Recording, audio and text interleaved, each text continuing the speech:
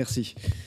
Si vous me le permettez, Madame la Présidente, je voudrais prendre un instant ma casquette de président de la Fédération française des télécoms, puisqu'il y a beaucoup de questions qui sont un peu générales, un peu globales, et puis je laisserai mes camarades et néanmoins concurrents répondre sur, ou l'inverse, je ne sais pas, répondre plus précisément sur un certain nombre de points.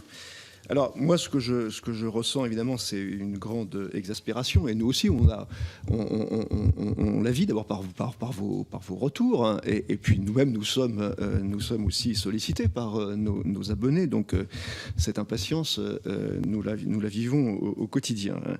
Mais je voudrais quand même, et ça, c'est un fait, et c'est incontestable, et on est tous très sensibles à ce sujet, comme nous sommes tous très sensibles à l'aménagement numérique du territoire. Après, ce que je voudrais dire en introduction, c'est que je sens aussi dans le discours une forme de reproche, une forme d'accusation, comme si la collectivité des télécoms était défaillante collectivement.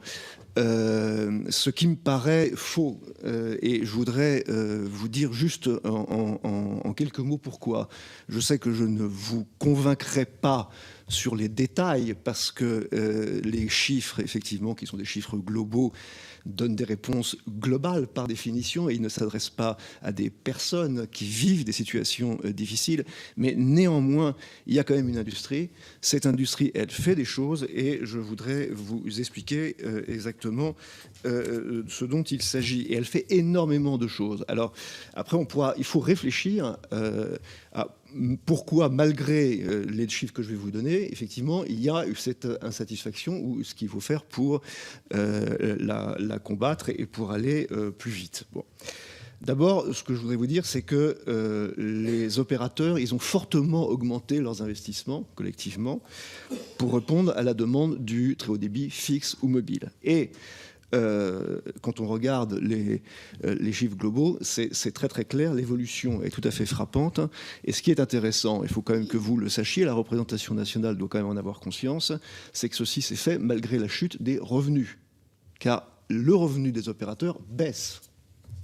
Il faut quand même, à un moment, pas oublier que nous sommes des entreprises privées et que l'argent ne vient pas de nulle part. Les revenus baissent, et je vous donnerai juste un chiffre. Sur une base 100 en 2011, le revenu 2015, j'ai pas 2016 encore, est de 83. Sur une base 100 en 2011, les investissements sont passés à 147. Donc il y a un énorme effort d'investissement qui est fait dans un contexte qui est un contexte difficile. Cet investissement, il est fait dans le mobile et dans le fixe. Ça représente à peu près 8 milliards pour l'industrie collectivement d'euros. 8 milliards d'euros, c'est beaucoup. Quand on compare à d'autres secteurs, j'en connais plusieurs, il n'y a pas beaucoup d'industries qui investissent 8 milliards d'euros tous les ans. C'est pas une fois comme ça, c'est tous les ans. Ce qui représente à peu près, vous le savez, 20% de notre chiffre d'affaires, un peu plus. Bon. Peu d'industries en France investissent plus de 20% de leur chiffre d'affaires. Vous n'en trouverez pas. Même l'énergie ne le fait pas. Donc on joue un rôle absolument capital dans l'économie de ce pays, et ça représente un poids économique considérable.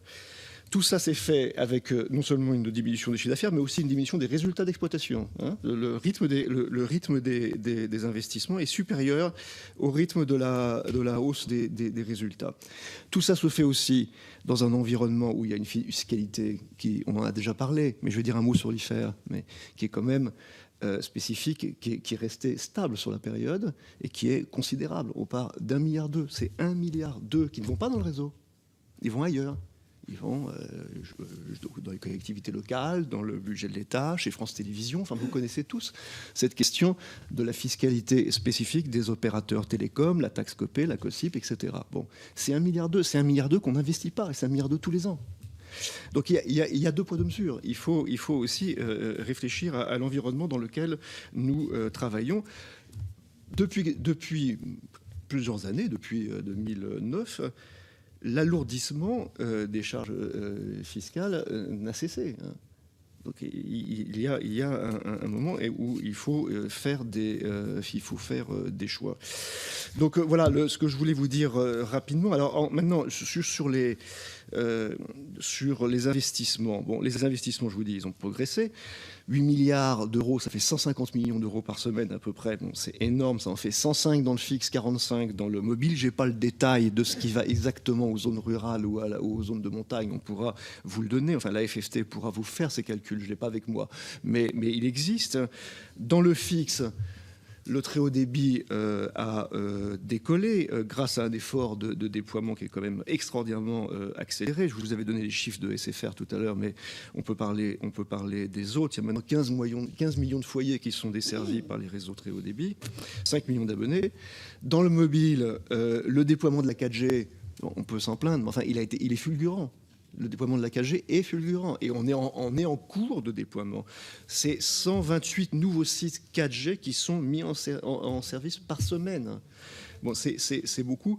C'est 25 à 30 nouveaux sites qui sont mis en service tous les jours.